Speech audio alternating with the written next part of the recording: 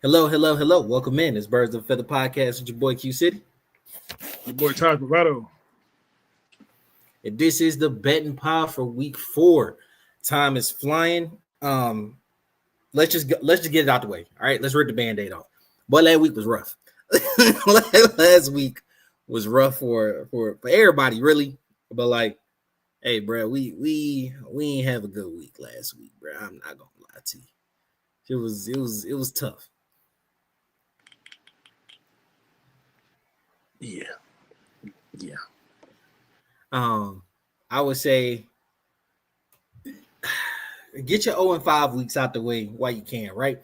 So I'm gonna be real. I had an 0-5 week, right? Like we had said on the pod, we bet a lot of things together. So it was either a real good sign or a real bad one. And I was on the wrong side of a lot of things last week. Let's get into it. So we both had Green Bay at Cleveland. I had him at -8.5. You had him at -7.5. Obviously, Cleveland won that one, right? Cleveland hasn't scored more than 17 points in like 11 games. They scored 13 in 5 minutes. That is nuts. As a bettor, what are you supposed to do with that? Like, what are you supposed to do with that, right? Like, y'all for time have just been crappy. Green Bay was looking good. Sometimes you're on the wrong side of things, right? Yeah. Then the Rams at Philly, I had LA money line. You had LA money line. It looked like it was going to cash money line. Then them damn 2 block kicks in the last 4 minutes. 1 return for a touchdown, so you couldn't even do a backdoor cut. It was just all bad. It was all bad. It was a rough week. It was a rough week. There's honestly gonna be someone out there saying Vegas made the call. Shut up. Yeah, nah. I'm gonna be honest with you. I felt like I was on the right side of that one. Speaking of Vegas making a call. You had Raiders money line. I had Raiders +3.5. Neither of those cashed. The Raiders had the doors beat off them. That it was super ugly at one point. Commanders was up like 14 or 20. It was disgusting at one point. The Raiders made it. They made it a little closer late, but it wasn't. It was not a good game. And then the 2 games different. You had Pats money line Steelers. The Pats had 5 turnovers, 2 of in the end zone. That was just a bad break. Yeah. And then your 1 win for the week, Minnesota at Cincy. You called that, and Minnesota beat the doors off of them. I call it the wrong boat race. Yeah, it was 1 game down. For me, I had the Jets at Tampa, and I took Tampa with the points, and it looked like that was an auto cash until they had a block field goal return for a touchdown, and then they had to pull a rabbit out the hat late. So Tampa was money line there, but I took the points and lost it. And then Houston and Jacksonville. Took Houston money line because Jacksonville is the most fraudulent 2-1 team I think there is out there, bro. Jacksonville is not. They haven't looked good in any game. 2-1. But they look better than the teams they were playing. And I swear, you ain't gotta be the best. You just gotta be better than who on the field. Yeah, that's it. But yeah, I took Houston money line. Houston lost. It was all disgusting. It was all bad last week. I don't know. You bringing up Jacksonville kind of just made me think back to a texting argument that we have, and we both wrong. Both them boys suck. Let's give some context, right? So, if you guys have followed us for any length of time, if you go back to the draft last year, you'll remember Taj was really, really adamant on the fact that Neighbors in almost any other draft would have been the no doubt number one wide receiver, right? And out of his own mouth, he said, if Marvin Harrison Jr. wasn't in this draft. You said that. Yeah. So, like, I still preferred Neighbors over him, but, the consensus was Marvin. Yeah. So, like, for me, I hold college pedigree pretty high. I'm like, okay, especially like early on in your career, right? And then there's, like, your situations. Neighbors was going off. I think it was the Russell Wilson game versus Dallas. But to be fair, everybody looked good against Dallas at this point. But regardless, I was like, Neighbors is like clear cut number one out of that class. Or hold on, how did I say it? No. You said Neighbors might be better than MHG, and I said ain't no might. Yeah, ain't no might. MHG might. I said MHG ain't even better than Brian Thomas. Yeah, and then that started the conversation because I was like, I don't think he's better than Brian Thomas. Brian Thomas did have a good year last year. This year, boy, he is terrible this year. So is Marvin. But Marvin's pretty bad this year. I'm not gonna lie. Cause see, at least they both dropping shit, but Marvin dropping wide open shit. Yeah, nobody around you. Brian is just protecting himself. Yeah, he's like, hey man, you saw these niggas right here? I ain't catching that. Hey, man, I got some fine shit at home, bro. I need this shit working. Drinking through a straw trying to catch that ball, bro. Like, nah, man. Nah. Both of them are not performing up to stock at this point in time. It's really disappointing. Yeah, it's just Neighbors. It's just Neighbors by itself. But shit, they can't get him the ball. I'm gonna be honest with you. I think that's what got Russ benched. I mean, but the thing is, he got him the ball in the first game. Then he played a very good Chiefs defense. I feel like they wanted to bench him anyway. I feel like that's part of it. Because the thing is, week 4, he's fresh off of a 400-yard game where he threw 3 or 4 touchdowns. And then the next, he has one bad game, and it's just like, all right, sit your ass down. Where can you get in? Nah, I'm gonna be real with you. So one, they hadn't scored more than 9 points in the other two. Dallas, like Chicago, lit them up. Who played Dallas in the first game? The Eagles scored on every drive until the delay. Both teams had scored on every drive, and then nobody scored after the delay. Yeah. So like Dallas defense like tissue paper. So like, not that you throw that game out, but you do take it with a grain of salt. You play against the Chiefs defense, which admittedly is a good defense, but it's the simple stuff. Like,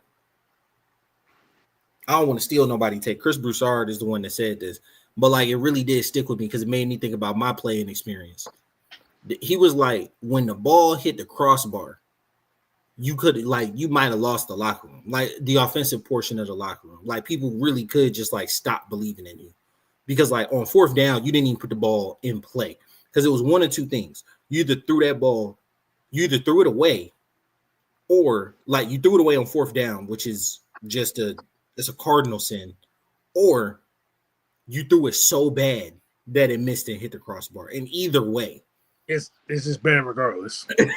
either way, can't keep you. And I was like, that to me made a lot of sense because it's like they was like, oh, why would you start him against the Chargers defense, which is pretty decent? Why wouldn't you wait until you play the Saints the next week, who've had a terrible defense thus far, right? Throwing the boy to the fire. Are they throwing him in there? And I was like, man, you got a point. But I think the other part about it is like Neighbors had like 2 catches. And just like you talked about with Pitts, manufacturing offense, sometimes you just got to throw a dude a screen, bro. Sometimes you just got to throw it. Sometimes you got to force it into. Sometimes you got to force a slant. Throw it at the dirt, but just to make it seem like, bro, I'm trying to get you the ball. Because, like, boy, he's just out there for cardio. He didn't get his first catch, I think, until like midway through the 3rd, if not later. Like, nah, bro. And it's a lot of mental, it's a lot of mind games out there. Like, point guards talk about this all the time. Sorry, little cross sports reference, but point guards talk about this all the time. Like, your best defender on the team you get like you manufacture him a wide open three, just every now and then, right? The throwing ball and it's a free play. It's unless it's Tony Allen who don't give a fuck about scoring. But yeah. If it's Tony, but like 9 times out of 10, it's a free play. You don't care if he make or miss it. It's just the fact, like, bro, I need you engaged in the game. You got to touch the ball, right? Even if I got a dribble handoff action, instead of running it with my big, I might run it with my best defender just so you can touch the ball, bro. And if they heads to DHO, you're gonna spin around and you're gonna have a clear lane toward the rim. Go attack. You know what I'm saying? And you might pass off, but you're in the action, you're in the game, bro. For wide receivers, come on, bro. Like, even if, and that's what I'm saying, like, force a slant and throw it at the ground. You know what I'm saying? Like, or eat a sack. Either way, you got to make it seem like you're trying to get him the ball. You got to hike the ball and never take your eyes off him. You know what I'm saying? And when he get back to the huddle, you just be like, hey, they had you triple covered, but like I was looking for you. You know what I'm saying? But that was not the case. You just got something ever. Yeah. I tried. It didn't work, buddy. I'm sorry. You know what I'm saying? Because I think what they did get him the ball on was a screen. And it's like you couldn't have called that in the second quarter. You know what I'm saying? If you drive shit.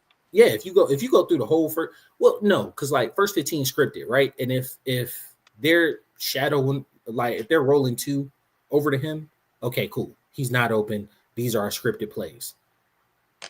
And I think they went 3 and out in the first 3 drives, but Kansas City wasn't scoring like that. So like your script may have lasted good into the second quarter, but at that point in time, bro, they're throwing the ball.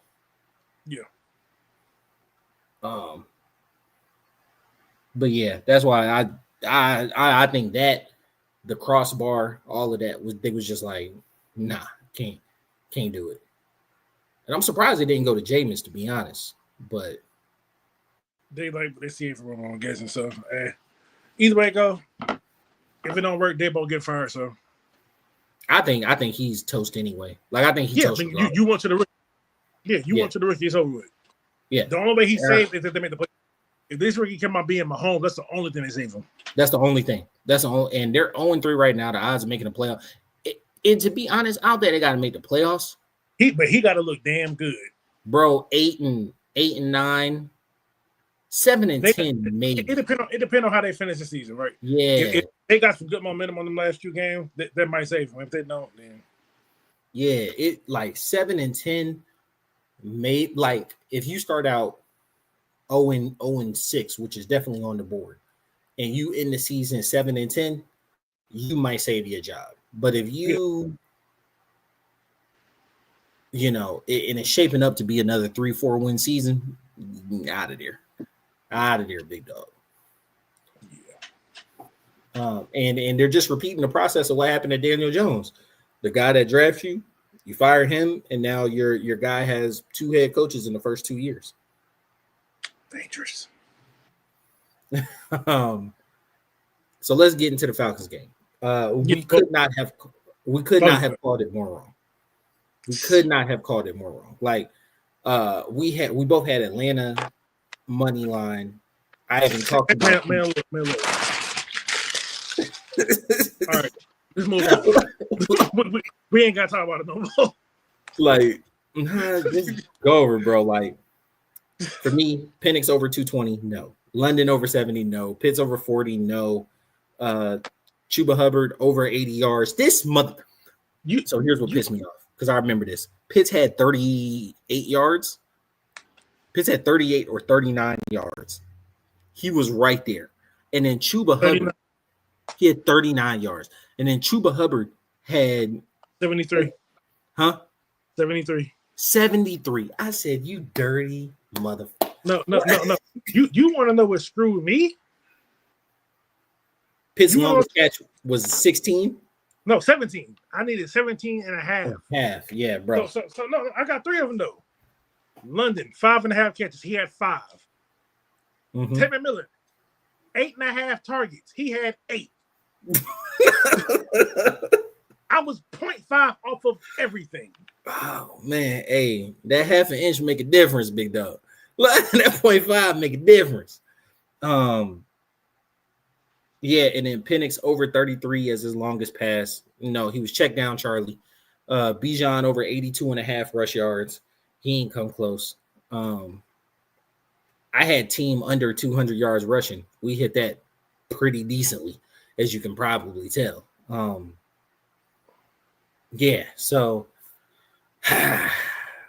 a 1-4, and Taj, you had 0-5 on the props. So I had 0-5 on the games. You had 0-5 on the props, and then the 1-4 is just flip back and forth. This was a terrible week, right? But as we always say, don't bet nothing you can't afford to lose, right? Like don't put nothing out there that you ain't okay donating. You know what I'm saying? Because right.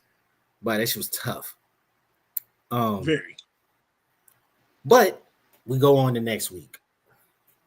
So coming into week 4, I'm sitting at 3-12. And like, hey, look, I'm honest about this. I put these picks out on Twitter. I stand by them. I like my thought process, and we explain it on the pod each week. And you know, I'm still, that's my picks. I'm gonna stand beside them. Like that's is what it is. And then like we're homers, so it's very rare that we're gonna get the Falcons to lose. And obviously they're not gonna go undefeated. So it is what it is. Now, going for the games. Me and you both picked 2 games together, 2 games the same. We were kind of just on opposite ends a little bit. So my first game, I got Minnesota at Pittsburgh. I got Pittsburgh with the money line. Minnesota was on a high. I don't think Pittsburgh defense has been amazing by any stretch of imagination, but I don't think that they can't keep up offensively for the most part. I don't think that what's his name? Carson Wentz is going to do just like amazing stuff. And in that last game where they boat raced Cincy, didn't they have 2 defensive scores? Yeah, the same person. I said Rodgers, yeah. Yeah, so like that kind of skewed the game in perception. You know what I'm saying? Because I think at one point in time they were up 23 zip, or was it 30 zip? They were up. I couldn't even tell you. Yeah, they was way up. So it's like obviously since he can't rush the ball, like your defensive scores are happening. It's an avalanche. Not that you throw that game out, but like I think Pittsburgh game is going to be a much more equal type of game. So I'm taking Pittsburgh money line. I got Tennessee at Houston. Yes, I'm betting on Houston again. I bet on Houston all 3 weeks, but this week I'm doing Tennessee +7. Right? So like Houston may win, but Tennessee will keep it close. And then my last game, Chicago at Las Vegas. I'm taking Chicago money line. I really like Chicago from what I seen last week. Seems like the offense is clicking. Las Vegas has some real big holes on the defensive end, and they were exploited last week. I think they'll be exploited again this week. For you, Taj, you took like the big games, the marquee ones. Green Bay at Dallas. You got Dallas. Holla at me. What you seeing? I really ain't got no rhyme or reason. I just took that shit just holding something stick. You said after last week, I just gotta try something different, bro. I'm just throwing darts at a dartboard at that point. That's where it landed. Baltimore at KC was the same thinking, or you actually see something there? Long as Derrick Henry don't fumble, they should win. Bro, I don't know what is up with him, because through the course of his career, he's never had a season where he's lost more than 3. He done lost 3 in back-to-back weeks. Is bananas. Man, that shit was hilarious watching him slam the helmet and he almost busted his ass. Boy, hey, look, he looks so defeated, bro. And it's like, I think the Ravens are a really emotional team, and like that can work for you or against you, right? And I think there's times where they lose their composure and teams start to come back and they start to crumble a bit, and that's why they like lose a lot of leads. And then the other part about it, I think they can just bulldoze people when they feeling good and they dancing in the end zone. They can just be on the like. So we'll see, because I don't think either one of those teams. I think KC can afford to go to 1-3. I don't know if Baltimore can afford to go to 1-3, but I know neither one wants really to don't want to start 1-3 regardless of that. They ain't know. Yeah. I don't think either one wants to. And then Denver at Cincy, you got Denver money line. Ain't this a rematch of, was it the last game in the last year to get Cincy into the playoffs? Sure, but they ain't got no Burrow or. And Bo Nix, hey. He's looking good. It's looking good for us. All right. I'm just saying, if you listen to the pod for any point in time, we was at the draft. Just early. Boy, what? Boy, what? I watched this man. I'm telling you, nah. And, maybe I'm victory lapping a little too early. Might just be a sophomore slump. But I tried to tell you. All right. Now, the two games that we both picked. The New Orleans at Buffalo. You chose Buffalo money line. I chose New Orleans plus 15.5. Obviously, we both think Buffalo's going to win the game. But 16 points is disrespectful. I had to take it, bro. Really, it's more than that, ain't it? Nah, 15.5. That's 16. Nah, because don't they automatically give you 3 for being the home team? Buffalo's the home team. So really, it's 13. Okay, I got you. Or 12.5. You know what I'm saying? Really, it's 13 or 12.5. And then 3 points for the home field advantage. So, like, you got 15.5 is like, that's 16 points is a lot, bro. Because the other thing they very well could do it. No, but the other thing I'm thinking about is once you get up so much, you're not really putting it on them still.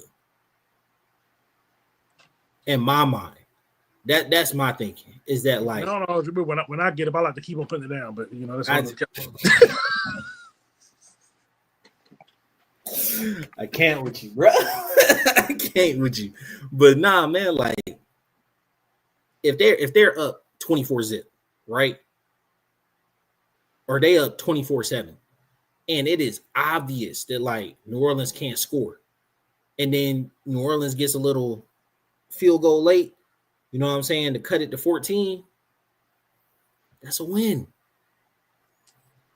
It's 31-7. New Orleans gets 31-7. They'd have to get a touchdown and then some. 16, but 16 is a lot, bro. 16 is just a lot. It is a lot, but it sounds doable. But I mean, I can't blame you for taking it because honestly, when I saw that, because I was gonna take Cleveland with the -10 versus who they playing. It's not Philly. Hold on, because I saw Cleveland plus 10, and I was like, dang man, I might get that one. The Lions. Cleveland is plus 10 versus the Lions. And I was like, man, do I want that? And then I was like, nah. Right, look, I didn't find that groove. They do look like they done found that groove, but it's in Detroit. That ain't gonna be my official pick, but I might talk myself into that Sunday. We'll see. Yeah, but just 16 was a lot. Then Chargers at Giants. You got Chargers money line. I took the Giants plus 6. So, like, for me, and my thinking is that you get the bump from having a new quarterback in there. Guys playing good. It's a home game. The Chargers are coming from LA, right? 9:00 game basically for them. It seems like a decent pick. 9:00 game. Or a 10:00 game. My fault. 10:00 game for them. It seems like a decent pick. I still think Chargers gonna win, but I got Chargers winning. But to me, this is kind of a win-win because I'm a dark guy. So Dark do his thing. I'm like, yeah, you did. You had Dart over. You had Dart over Shador. Like, I give you that. Like, you didn't succumb to pressure there. Like, it can't be as bad as last week. I just know that much. It could, but like it shit, then I might theoretically have to. could be worse. We could get nothing. I mean, that's true. 3-12, looking for a 5-0 week to try to climb out of this hole. You just need 4-1, and you'd be breaking even.